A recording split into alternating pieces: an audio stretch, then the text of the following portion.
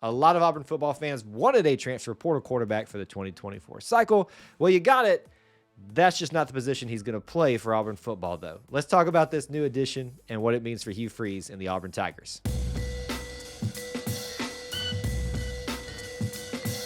War Eagle, and welcome back to the channel. My name's Kyle here at E2C Network, where we share the whole Auburn experience. As you're watching or listening today, be sure to drop a comment down below about this particular topic.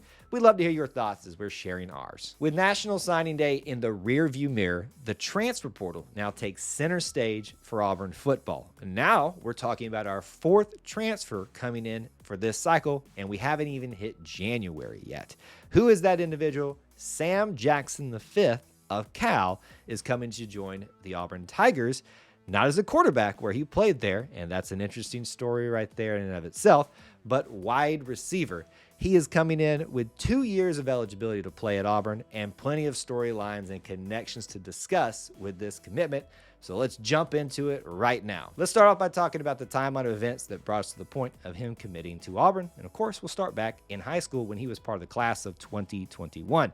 Now, being from the Midwest, he got a lot of attention from those type of schools, especially Big Ten area, but some SEC attention too. He was once committed to Purdue and then eventually switched that commitment and signed with the TCU Horned Frogs, where he played for 2 seasons. Eventually, though, he decided he wanted to transfer for this last season to go play quarterback at Cal. Obviously, it wasn't the most successful time that he wanted because things made him want to go back into the transfer portal, where we find him today, meeting up with an interesting connection here at Auburn football. Now let's give you some facts about Sam Jackson to know about the type of player that's coming to play for Auburn. He comes from Naperville, Illinois, and played for Naperville Central High School. During his time there, was considered a 3-star prospect. We'll just call him an athlete because some people wanted him at quarterback, some people wanted him at wide receiver. You take your pick. His measurables currently approximately 5'11", 190 to 195 pounds, which in a wide receiver sense put him on the smaller side, but no less speedy, which is where he got a lot of attention for playing quarterback. I feel like he's going to bring a variety of skills, even outside of just specifically playing wide receiver. So now let's back up those facts with a few stats about Sam Jackson. Now it's going to be interesting because we don't really want to pay a lot of attention to his quarterback stats, even though they're his most recent, but we don't want to forget about him. But let's just see what we can glean from kind of an overall look at what he's been able to accomplish during his time at 2 different schools. So if you look for his time at Cal, he accounted for 6 total touchdowns in that one season. One of those was a rushing touchdown. He had 2 touchdowns during his very short 2 years at TCU as well. In high school, though, here's the interesting thing. In his sophomore year, and it's interesting why we're bringing up the sophomore year, he had 50 catches for 847 yards and 14 touchdowns with a particular quarterback we're going to talk about now. So let's talk about those storylines around Sam Jackson's commitment, and let's talk about that quarterback we mentioned. It was Peyton Thorne, the current Auburn football quarterback. Obviously going to have a really good connection with them playing in high school. Obviously helped get him here to Auburn. So that's some really good things to see happening here and building around the connections around this team, much less the familiarity that Auburn had from playing him as the Cal quarterback during this last particular season. The other way to think about this too is Auburn, at least some Auburn fans, thought we needed some more quarterback depth, even with bringing in a guy like Walker White.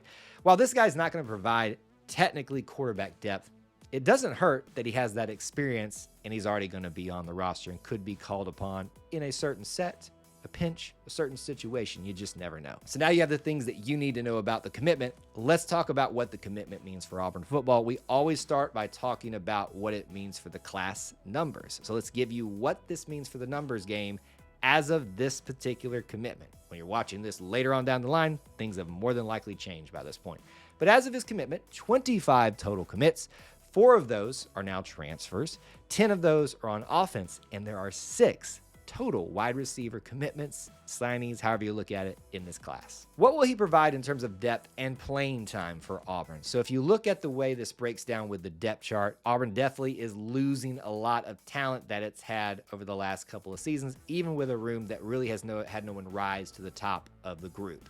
But you got names like Camden Brown, Coy Moore, Jay Fair, who are still going to be here, and of course that phenomenal freshman wide receiver class that's going to be coming in. Obviously, there's going to be a lot to compete against. There's obviously another transfer wide receiver that's going to be here too.